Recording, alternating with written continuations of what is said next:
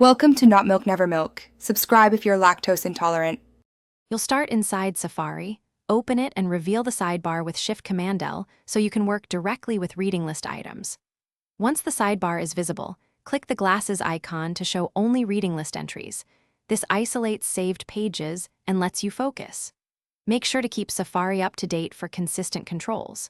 Now that you can see all items, you're ready to perform selective edits, reordering, or removal without losing track of the list. With the reading list visible, right-click any entry to reveal actions.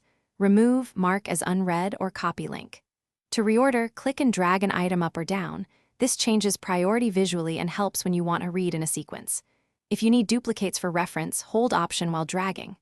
Once done, select multiple items via Shift-click or Edit Select All, then right-click to remove or mark them in bulk. This saves time and keeps your list tidy.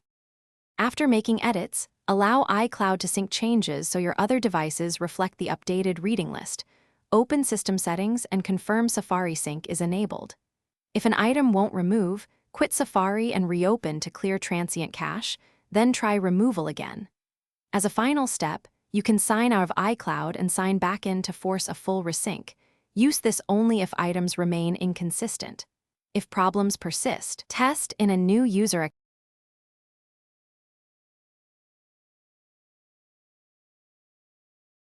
Thanks for watching. If this was helpful, leave a like and consider subscribing. See you next time.